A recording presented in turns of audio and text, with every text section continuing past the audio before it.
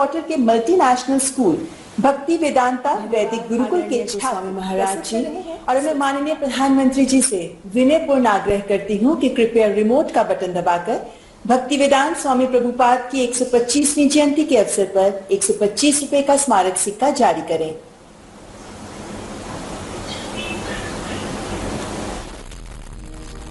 वंदे हम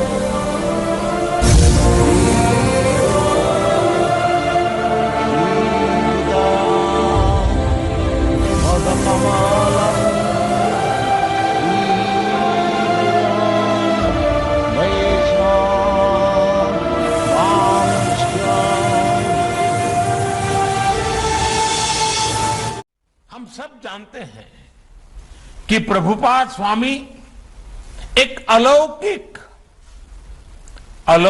कृष्ण भक्त तो थे ही, साथ ही वो एक महान भारत भक्त भी थे। उन्होंने देश के स्वतंत्रता संग्राम में संघर्ष किया था। उन्होंने असहयोग आंदोलन के समर्थन में स्कॉटिश कॉलेज से अपना डिप्लोमा तक लेने से मना कर दिया था। श्रील प्रभुपाद स्वामी हमेशा कहते थे कि वो दुनिया के देशों में इसलिए भ्रमण कर रहे हैं क्योंकि वो भारत की सबसे अमूल्य निधि दुनिया को देना चाहते हैं। श्रील प्रभुपाद जी ने अपने गुरु के इस आदेश को अपना मिशन बना लिया और उनकी तपस्या का परिणाम आज दुनिया के कोने कोने में नजर आता है।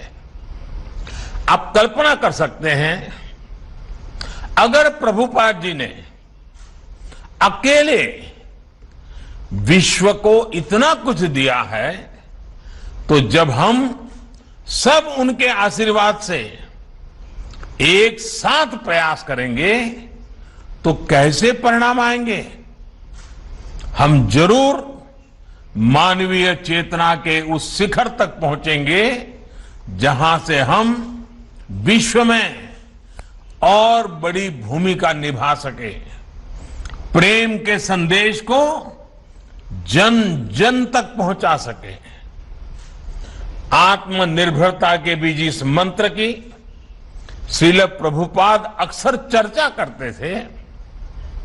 उसे भारत ने अपना ध्येय बनाया है और उस दिशा में देश आगे बढ़ रहा है।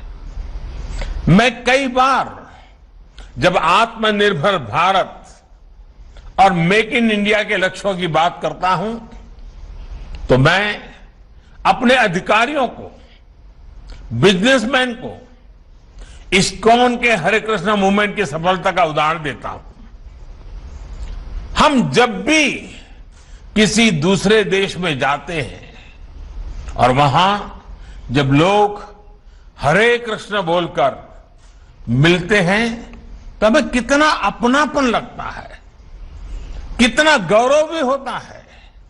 कल्पना करिए, यही अपनापन जब हमें मेक इन इंडिया प्रोडक्ट के लिए मिलेगा तो हमें कैसा लगेगा।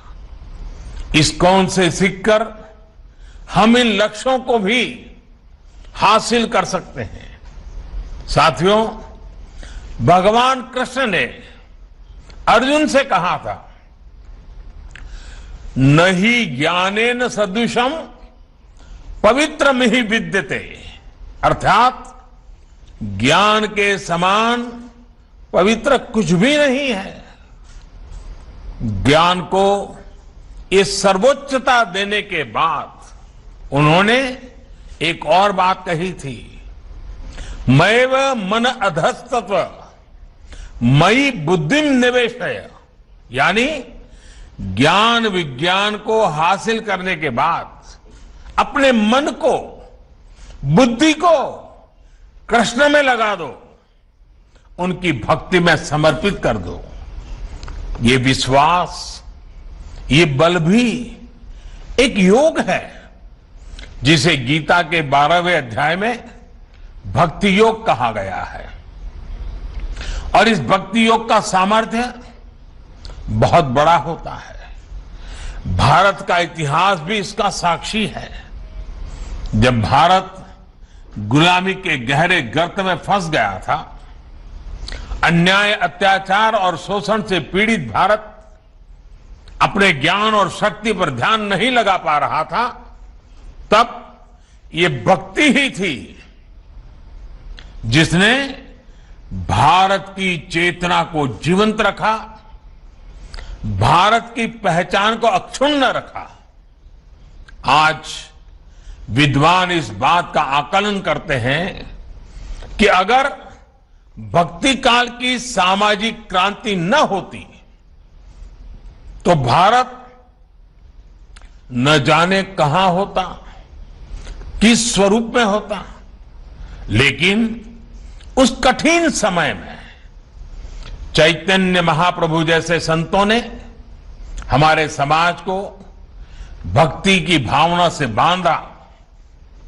उन्होंने विश्वास से आत्मविश्वास का मंत्र दिया। आस्था के भेदभाव, सामाजिक ऊंच नीच, अधिकार अनाधिकार, भक्ति ने इन सबको खत्म करके शिव और जीव के बीच एक सीधा संबंध बना दिया। साथियों, भारत के इतिहास का अध्ययन करें तो आप ये भी पाएंगे कि भक्ति की इस डोर को थामे रहने के लिए अलग अलग कालखंड में ऋषि, महर्षि और मनीषी समाज में आते रहे, अवतरित होते रहे। एक समय अगर स्वामी विवेकानंद जैसे मनीषी आए जिन्होंने वेद वेदांत को पश्चिम तक पहुंचाया, तो वहीं विश्व को जब भक्ति योग को देने की जिम्मेदारी आई तो श्रील प्रभुपाद जी और इस्कॉन ने इस महान कार्य का बीड़ा उठाया। उन्होंने भक्ति वेदांत को दुनिया की चेतना से जोड़ने का काम किया। ये कोई साधारण काम नहीं था। उन्होंने करीब 70 साल की उस उम्र में इस्कॉन जैसा वैश्विक मिशन शुरू किया, जब लोग अपने जीवन का दायरा और सक्रियता कम करने लगते हैं। ये हमारे समाज के लिए और हर व्यक्ति के लिए एक बड़ी प्रेरणा है। कई बार हम देखते हैं लोग कहने लगते हैं कि उम्र हो गई, नहीं तो बहुत कुछ करते, या फिर अभी तो सही उम्र नहीं है ये सब काम करने की।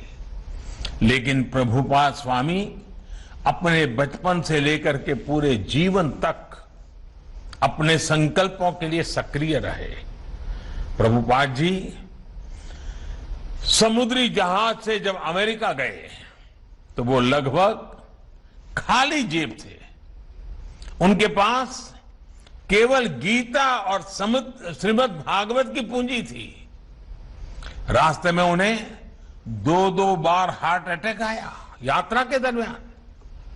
जब वो न्यूयॉर्क पहुंचे तो उनके पास खाने की व्यवस्था भी नहीं थी, रहने का तो ठिकाना ही नहीं था।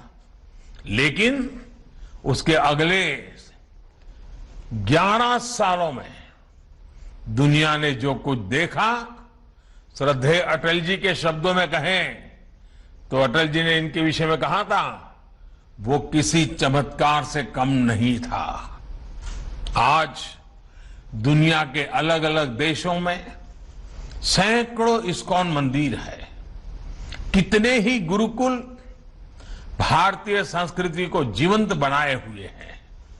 इस्कॉन ने दुनिया को बताया है कि भारत के लिए आस्था का मतलब है उमंग, उत्साह और उल्लास और मानवता पर विश्वास। आज अक्सर दुनिया के अलग अलग देशों में लोग भारतीय वेशभूषा में कीर्तन करते दिख जाते हैं। कपड़े सादे होते हो, हाथ में ढोलक, मंजीरा जैसे वाद्य यंत्र होते हैं। हरे कृष्ण का संगीतमय कीर्तन होता है और सब एक आत्मिक शांति में झूम रहे होते हैं। लोग देखते हैं तो उन्हें यही लगता है कि शायद कोई उत्सव या आयोजन है, लेकिन हमारे यहां तो ये कीर्तन, ये आयोजन जीवन का सहज हिस्सा है। आस्था का ये उल्लासमय स्वरूप निरंतर पूरी दुनिया में लोगों को आकर्षित करता रहा है। ये आनंद आज स्ट्रेस से दबे विश्व को नई आशा दे रहा है। साथियों, गीता में भगवान कृष्ण का कथन है, अद्वेष्टा सर्वभूतानां मैत्रः करुण एवच निर्ममो निरहंकारः सम दुख सुख शमी। अर्थात जो जीव मात्र से प्रेम करता है, उनके लिए करुणा और प्रेम रखता है, किसी से द्वेष नहीं करता, वही भगवान को प्रिय है।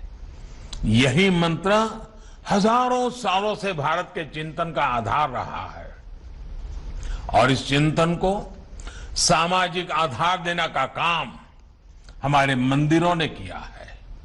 इस्कॉन मंदिर आज इसी सेवा परंपरा के आधुनिक केंद्र बनकर उभरे हैं। मुझे याद है जब कच्छ में भूकंप आया था तो किस तरह इस्कॉन ने लोगों की सेवा के लिए आगे बढ़कर काम किया था।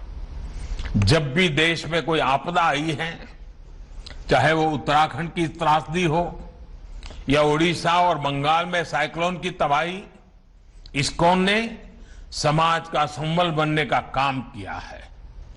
कोरोना महामारी में भी आप करोड़ों मरीजों, उनके परिजनों और प्रवासियों के लिए लगातार भोजन और दूसरी जरूरतों की व्यवस्था करते आ रहे हैं।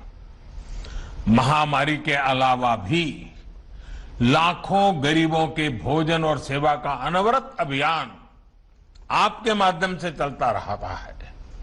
जिस तरह से इस्कॉन ने कोविड मरीजों के लिए अस्पताल बनाए और अब वैक्सीन अभियान में भी सहभागिता निभा रहे हैं, उसकी भी जानकारी मुझे लगातार मिलती रहती है। मैं इस्कॉन को, इससे जुड़े सभी भक्तों को आपके इस सेवा यज्ञ के लिए बहुत बहुत शुभकामनाएं देता हूं।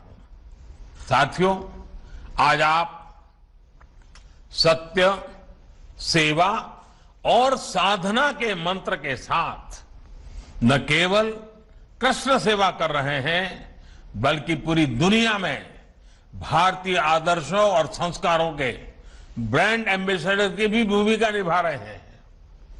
भारत का शाश्वत संस्कार है सर्वे भवन्तु सुखिनः, सर्वे सन्तु निरामया।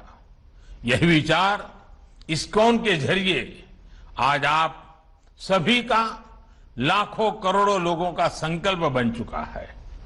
ईश्वर के प्रति प्रेम और जीव मात्र में ईश्वर के दर्शन, यही इस संकल्प की सिद्धि का मार्ग है।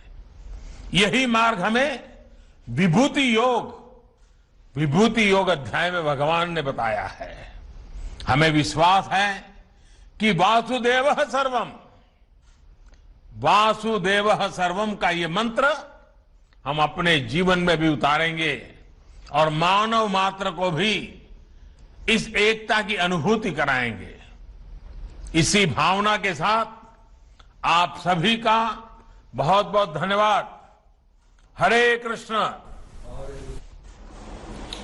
बहुत बहुत धन्यवाद माननीय प्रधानमंत्री जी, आपके सुवचनों के लिए हार्दिक आभार, हृदय से साधुवाद। हम माननीय प्रधानमंत्री जी, माननीय केंद्रीय संस्कृति मंत्री आदरणीय श्री गोपाल कृष्ण गोस्वामी महाराज और विश्व भर से हमारे साथ जुड़े अतिथिगण और भक्तगण का धन्यवाद करते हैं। नमस्कार।